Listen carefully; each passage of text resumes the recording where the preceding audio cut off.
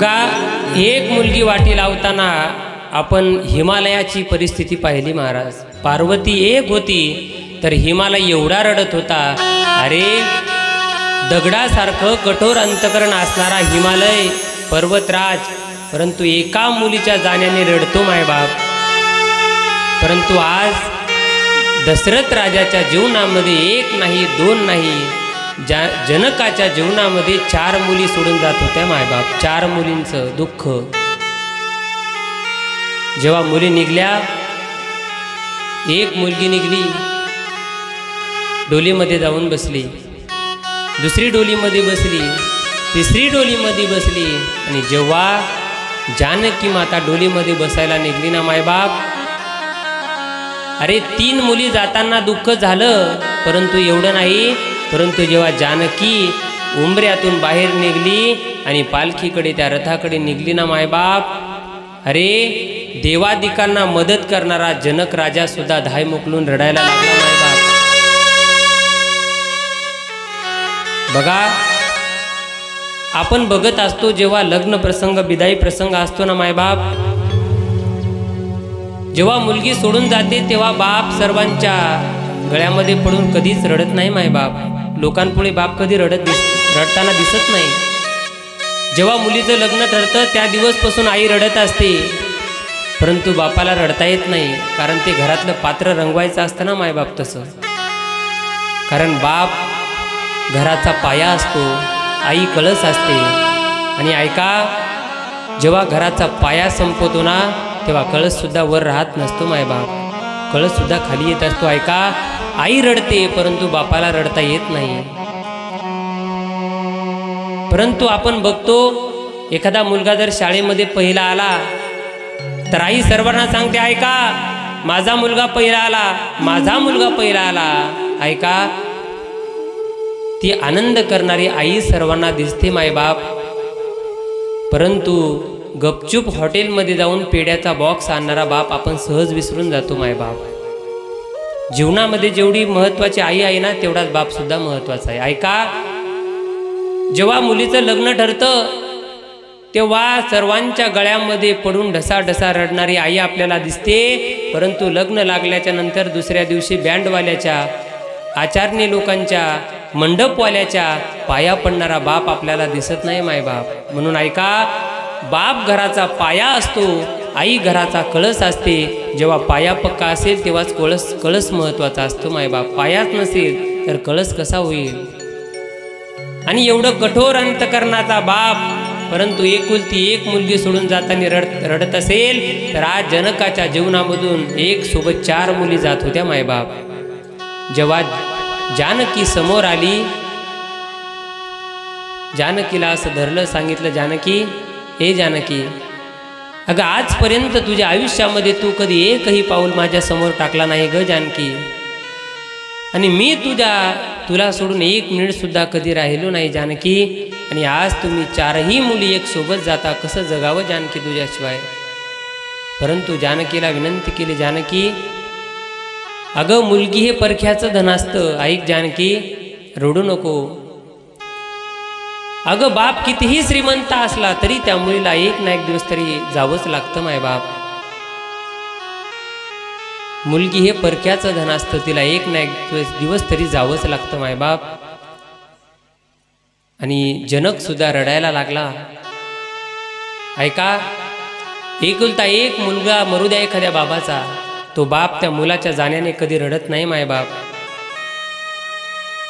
परंतु एक मुलगी वाटी लावत असताना तो बाप रडतो. गावातील लोक विचारतात, पाटील, हो पाटील, अहो त्या दिवशी तुमचा मुलगा वारला, तुम्ही रडले नाहीत हो, आणि आज तुमच्या डोळ्याला का पाणी येतं? त्यावेळेस तो पाटील सांगतो, अहो त्या दिवशी मी मेलेलं प्रेत वाटी लावत होतो, माझा मुलगा मेला ना, मी मेलेलं प्रेत वाटी लावत होतो, पण आज मी जिवंत प्रेत वाटी लावतोय, म्हणून माझ्या डोळ्यामध्ये पाणी येतंय मायबाप.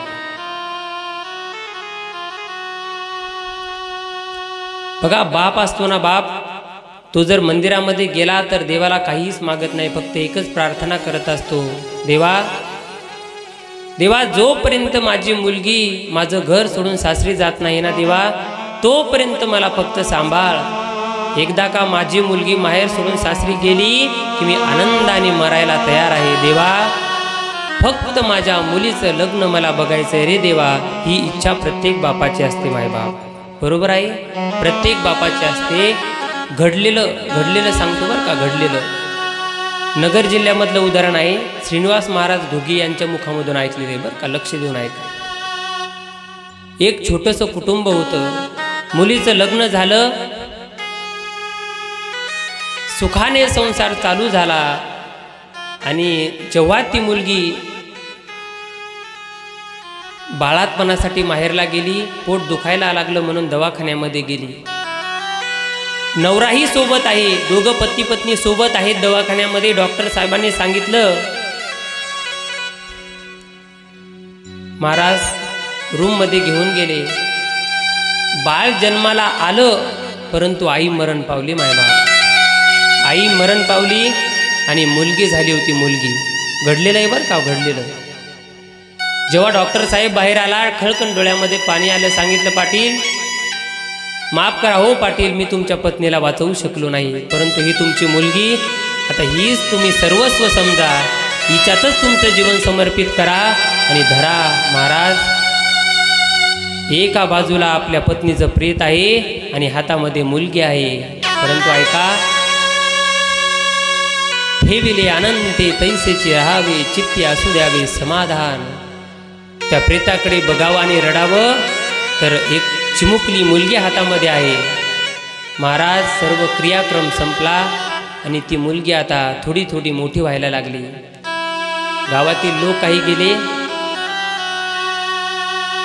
सांगितलं, अहो तुम्ही लग्न करा. सांगितलं, नाही, मला माझ्या मुलीचा सांभाळ करायचा आहे, मला लग्न नाही करायचं. महाराज, ती मुलगी 18 वर्षाची झाली आणि सुंदर नवरदेव तिच्यासाठी बघितला. आणि जेव्हा सोयरीक झाली ना, सोयरीक घडलेलं आहे बरं का, सोयरीक झाली तेव्हापासून तो बाप रोज शेतामध्ये जाऊन रडत होता. आणि ती मुलगी सुद्धा लग्न ठरलं त्या दिवसपासून प्रत्येकाच्या घरी जायची आणि शेजाऱ्याला सांगायची, आजी, ओ आजी, आजी माझा बाप एकटा आहे हो, मी गेल्याच्या नंतर माझ्या बापाला कोणीच नाही हो, फक्त त्याला तुम्ही सांभाळा, त्याला जेवलेत का, तब्येत बरोबर आहे का, फक्त एवढं विचारत जा. प्रत्येकाच्या घराकडे जावं, काका माझ्या बाबाला सांभाळावं, मामा माझ्या बापाला सांभाळा हो, असं सांगावं. आणि ऐका, त्या मुलीचं जेव्हा लग्न ठरलं, तो दिवस उजाडला. अरे, अंतकरणामध्ये रडणारा बाप, परंतु सर्वांमध्ये हसत हसत मुलीला वाटी लावलं बरं का, हसत हसत वाटी लावलं, लग्न वाटी लावलं मुलीला. देवाच्या समोर गेला आणि देवाला हात जोडले, देवा आता पुढं तुझी मर्जी, किती दिवस जगवायचं. घरामध्ये गेला, रात्री 2 वाजता बाप घरामध्ये गेला. घरामध्ये कुणीच नव्हतं, ओसाड पडलेलं घर बघितलं, त्या मुलीचा चेहरा घरामध्ये दिसावा आणि उशीमध्ये डोकं घातलं आणि मुलीच्या आठवणी करत धाय मोकलून बाप रडत रडत झोपला.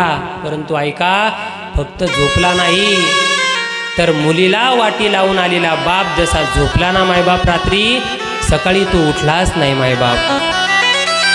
त्याचा एका जागेवर जीव गेला. आणि जेव्हा त्याचे मित्र आले ना सकाळी, अरे रामभाऊ का उठला नाही, जेव्हा त्याच्या जवळ गेले ना तर बघितलं तर याचा श्वास सुद्धा चालू नव्हता मायबाप. बाप जीवन जगला, एकटाच जीवन जगला, कशासाठी, फक्त मुलीचं लग्न करून देण्यासाठी मायबाप. तो दिवस बापाला जेवढा महत्त्वाचा असतो ना, तेवढा दिवस कोणताच महत्त्वाचा नसतो. जानकी माता रडायला लागली. रडत रडत भगवंत सर्वजण पालखीमध्ये बसले. जनकाने सांगितलं, जानकी तुझ्या कुळामध्ये जाते ना जानकी, ते गौरवशाली कुळ आहे. जानकी गेल्याच्या नंतर कधी माझी मान तिथं खाली जाईल असं वागू नको. दशरथाच्या जवळ गेले जनकजी, पाया पडणार तेवढ्या दशरथजीने उचललं आणि छातीशी लावलं. सांगितलं, हो जनक काय करताय तुम्ही? अहो काळजी करू नका हो जनक, तुमच्या मुलीचा सांभाळ आम्ही कसा करू सांगू का? तुमच्या मुलीचा सांभाळ आम्ही जसे डोळ्याची सुरक्षा पापण्या करतात ना, तशा चुलीत तुमच्या मुलीचा आम्ही सांभाळ करू. मला सांगा, पापण्या जसा सांभाळ डोळ्याचा करतात तसा सांभाळ जर आपण आपल्या सुनेचा केला तर कोणता बाप आहे की त्याला मुलीच्या वाटी लावण्याच्या दिवशी रडावं लागेल? मायबाप रडणारच नाही. ऐका, चारही मुलींना वाटी लावलं, डोल्या निघतायत, सर्व डोल्या निघाल्या, सर्व जनकपुरीमध्ये वापस आले. परंतु ऐका, जनकपूरमध्ये दुःख आहे आणि आता अयोध्येमध्ये आनंदाचं वातावरण झालंय. मायबाप वाद्य वाजायला लागले, मोठाच्या मोठा मंडप दिलाय का? भगवंत येतात, भगवंत यायला लागले. सर्वांना कळालं राम प्रभू येतात, लखनजी येतात, भरत येतात, शत्रुघ्न येतात. सर्वजण स्वागतासाठी तयारी झाली. सर्व माता मावल्याने सुंदर शृंगार केला, ताट आणलेले आहे, कुंकाचा तिलक केला. भगवंत अयोध्येमध्ये आले आणि सर्वांनी भगवंताचा जय जयकार केला. बोलिए प्रभु रामचंद्र भगवान